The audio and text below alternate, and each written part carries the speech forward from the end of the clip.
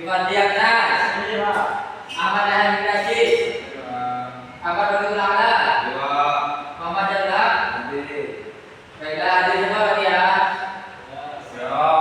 Nah, sekarang yaitu membahas tentang materi apa? Materi peran dakwah tradisional dan pesantren dalam dakwah Islam di Nusantara. Ada yang tahu siapa saja wali siapa? Siapa aja masing-masing silakan. Baik, satu. Dua. Sunan Said. Tiga. Umar. Said. Siapa? Sunan Bujoto. Nah, baiklah seperti itu ya. Berarti kalian masih belum tahu siapa aja wali siapa ya. Nah, yang pertama itu Sunan Gresik. Siapa? Sunan Gresik ini nama aslinya itu siapa? Ada yang tahu? Oh, tahu. Tidak tahu. Siapa? Silakan dan sebagi. Mungkin Maulana Malik Ibrahim. Nah, benar. Maulana Malik Ibrahim ini menjadi nama dari Queen Maulana Malik Ibrahim Hamdan. Seperti itu. Nah, beliau ini tokoh pertama dari semua yang datang ke Jawa Timur. Nah, jadi pada abad ke-14, nah dakwah beliau ini lewat pendekatan perusahaan budaya, bukan pakai. Jadi beliau ini dakwah melalui perusahaan budaya dengan tidak merubah budayanya, tapi mengkolaborasikan budaya dengan agama Islam. Terus selanjutnya yaitu dikenal sebagai tabib yang membantu masyarakat miskin. Jadi beliau ini kalau di zaman sekarang itu yang namanya dokter, tahu kan? Ya, kan dokter mengobati semua penyakit. Jadi tabib ini juga sama dengan dokter. Terus strateginya yaitu mengislamkan adat bukan menghapusnya. Jadi adat yang awalnya tidak ada keislamiannya, sama Sunan Gresik ini adatnya itu lebih ke Islam seperti itu. Terus selanjutnya yaitu membangun fondasi Islam melalui kegiatan ekonomi, kesehatan dan pendidikan. Jadi maksudnya beliau ini kegiatan ekonominya dan kesehatannya itu kalau pendidikan membuat kayak pesantren gitu. Selanjutnya yaitu Sunan Ampel. Nah, Sunan Ampel ini nama aslinya siapa? Ada yang tahu? Ada nama. Nah, benar. Jadi nama asli dari Sunan Ampel yaitu Raden Rahmat adalah putra dari siapa? Ada yang tahu? Nah, Sunan Gresik. Nah, beliau ini putra dari Sunan Gresik dan pendiri Sunan Ampel Denta di Surabaya. Ada yang dari Surabaya? Oh, sama Jojo. Tidak ada. Tidak ada. Nah, jadi kalau bisa mampir ke Surabaya, di sana ada tempat-tempat Islaminya. Terus selanjutnya itu dakwah sistematis lewat pendidikan dan pengkajian ulama. Terus munculnya tokoh penting seperti Sunan Bonang dan Sunan Giri dan Sunan Derajat. Ada yang tahu kenapa munculnya tokoh penting seperti Sunan Bonang, Giri dan Derajat? Nah, dia ini awal merupakan anak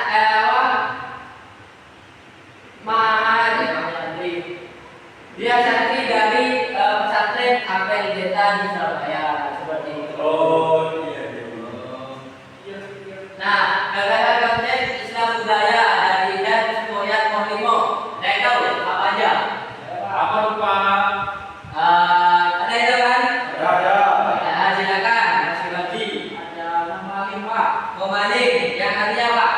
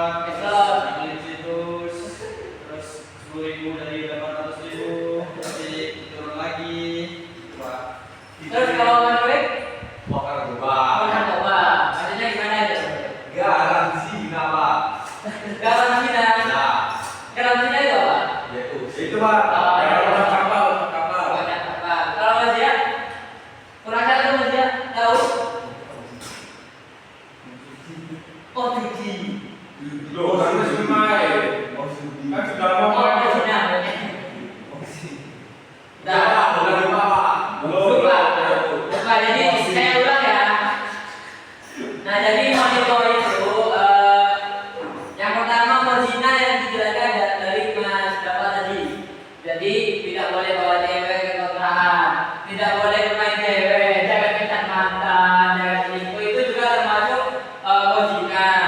Terus yang kedua judi, seperti yang saya jelaskan tadi, tidak boleh berjudi seperti slot,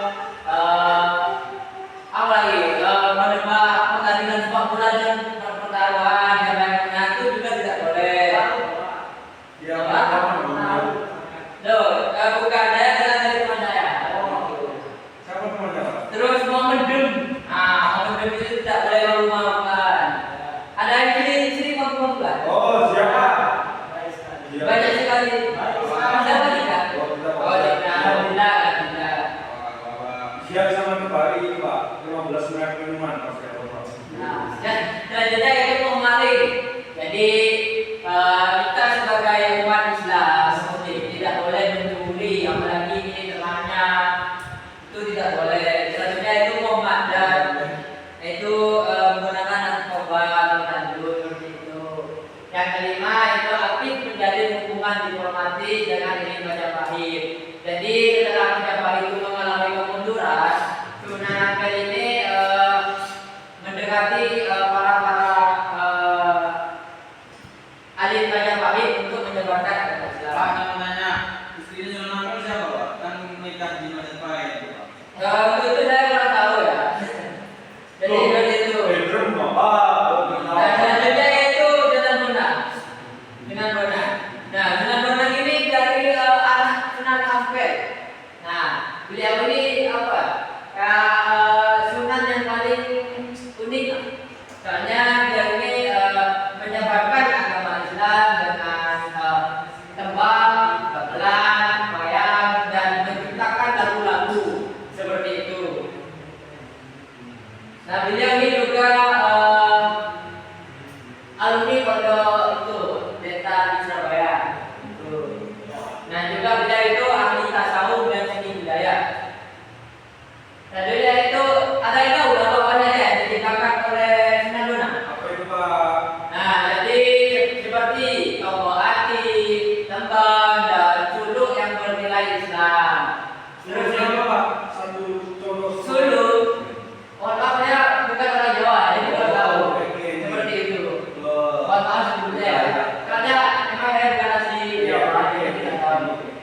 Nah, jadi itu wayang. Nah, wayang dikembangkan dengan isi cerita bernilai tauhid dan akhlak. Terus islamisasi dengan pendekatan estetika dan lokalitas Jawa. Makamnya di mana Pak? Saudara Pak. Makamnya Sunan Bonang itu di Tuban. Oh. Tuban. Seperti itu. Selanjutnya, itu Sunan Derajat. Nah, Sunan Derajat ini merupakan saudara dari Sunan Bonang. Berarti anaknya siapa? Ya, itu Pak. Sunan Giri. Nah, Sunan Giri. Nah, jadi beliau ini saudara Sunan Bonang yang berdakwah di Paciran Lamongan. Ada yang tahu Lamongan di mana? Ya, itu Pak. Di bawah. Sebelahnya Gresik. Sebelahnya BBL Pak. BBL. Oh, itu BBL sudah menurut Lamongan. Oh ya, ya, pemasan. Di sana Pak. Nah, terus fokus pada keadilan sosial dan pengentasan kemiskinan. Jadi beliau ini sangat mengutamakan orang-orang yang miskin. Jadi beliau ada ajaran yang disebut wene ono pitulungan marang wong kang kalunanan. Nah, jadi artinya itu berikan pertolongan kepada mereka yang kesulitan. Bahasa Maduranya apa itu Pak? Kalau bahasa Maduranya mau tahu? Ya, apa Pak? Jadi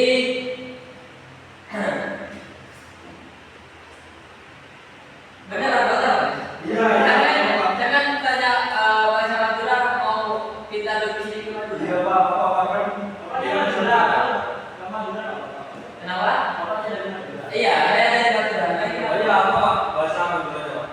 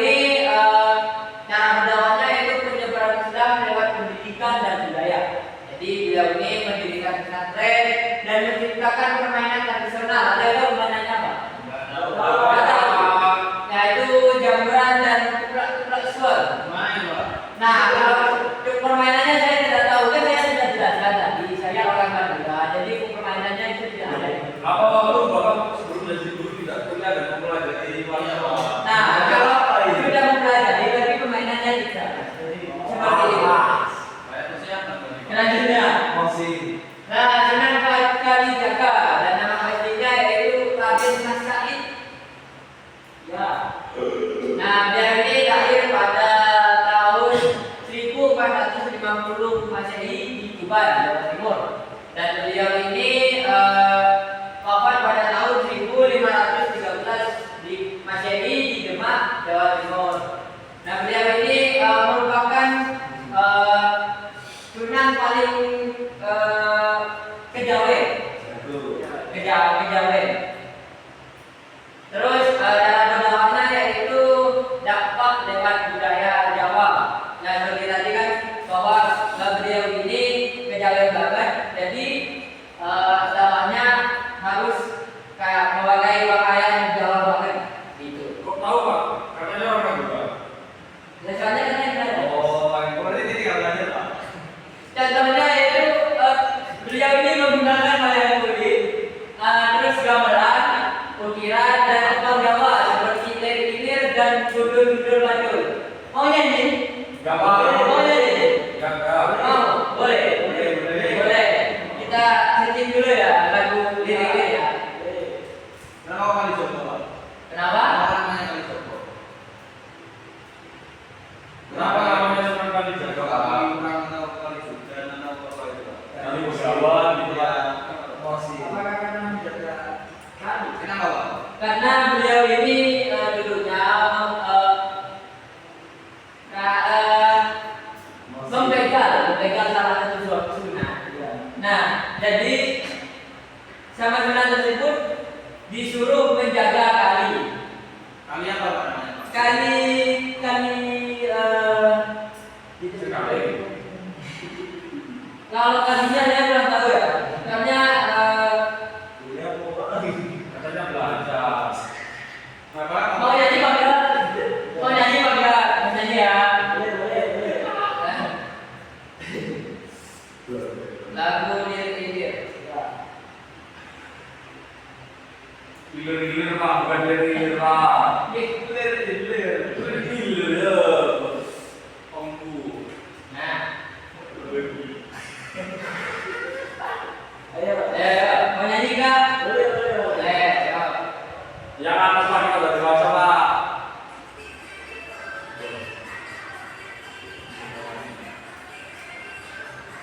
Mohon maaf ya, minumnya tidak premium.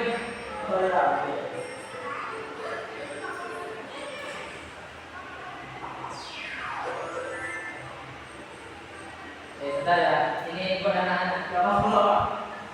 Ini buat anak-anak. Yang atas itu Pak. Nyanyi kan ya.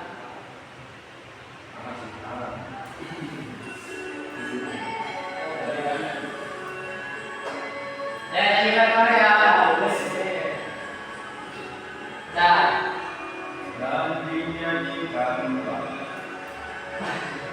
Emang yang lagi siapa, Pak? Bye.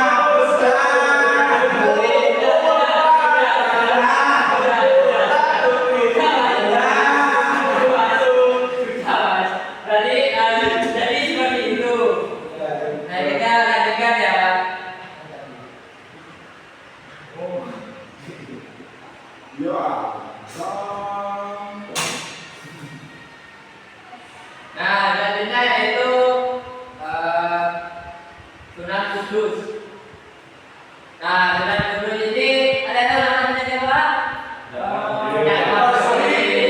Nah, beliau ini lahir 1500 Masehi di Kudus dan wafat pada tahun 1550 Masehi. Nah, beliau ini dakwahnya yaitu dakwah Islam dengan menghormati budaya lokal. Contohnya, beliau itu melarang penyembelihan sapi karena di daerah tersebut itu banyak orang-orang yang masih agamanya Hindu. Jadi beliau itu sebagai penghormatan untuk menghormati umat Hindu tersebut.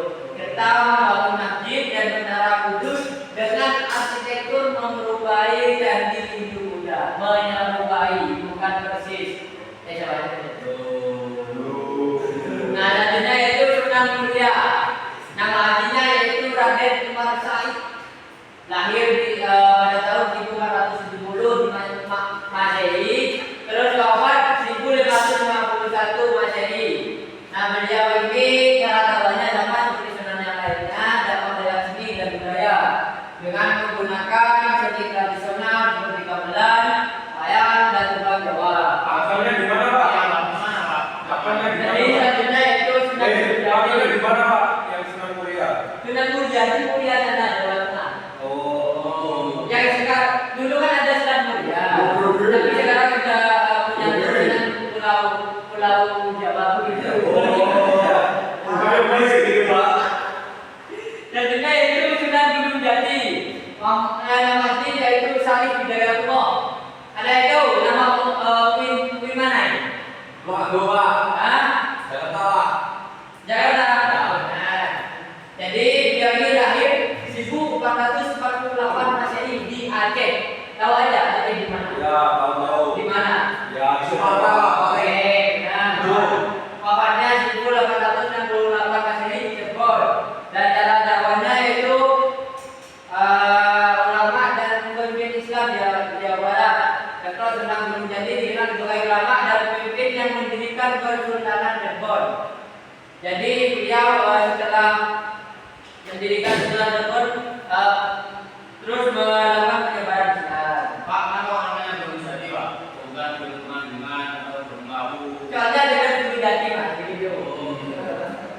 Oke. Selanjutnya itu kan nanti dua ya, peran wali songo sama pesantren. Di sini ada yang tahu apa itu pesantren? Apa tuh, Pak?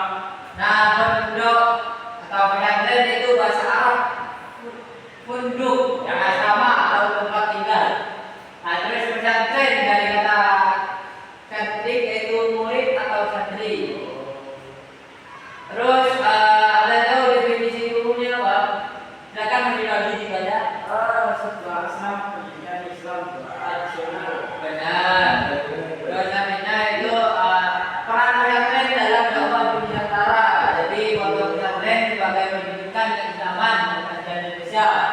Dan pesantren ini lembaga Islam tertua dan berbasis budaya lokal. Sistem asrama lokal dan nilai-nilai ketahanan budaya. Terus pendidikannya seperti kiai sebagai pemimpin, santri sebagai pelajar, terus masjid sebagai pusat ibadah, pondok asrama sebagai tempat tinggal santri, kitab kuning sebagai wadah diajar, dan ibadah seperti serokan, potongan, al-ijazah. Terus selanjutnya itu pesantren sebagai pencetak para dai. Bapak, salah satu sebutkan pentingnya apa, Pak? Teman-teman. Maaf Mas Rep, nggak pernah berdoa jadi orang tahu. Seperti itu. Kok bisa ya gitu? Banyak alumni terus pesantren menjadi dai seperti Sunan Giri dari Paku, Ki Haji Masawi. Ada yang tahu Ki Haji Masawi siapa? Ya, Siapa? kayak coba. Ada yang tahu Ya, sana? betul. Baik, seperti itu. Selanjutnya contoh pesantren. Nah ini pesantren Tegal Sari yang ada di Ponorogo. Ada yang di Ponorogo? Gak ada. Nggak ada. Ada. Ada. Oh ya. Baik. Didirikan oleh Kiai Ageng Hasan Basari. Terus yang ini Paku Ponorogo, Paksa Kerajaan Kartanegara. Selanjutnya yaitu pesantren Al-Hamdaliyah yang lokasinya di Sidoarjo. Terus arsitekturnya unik. Terus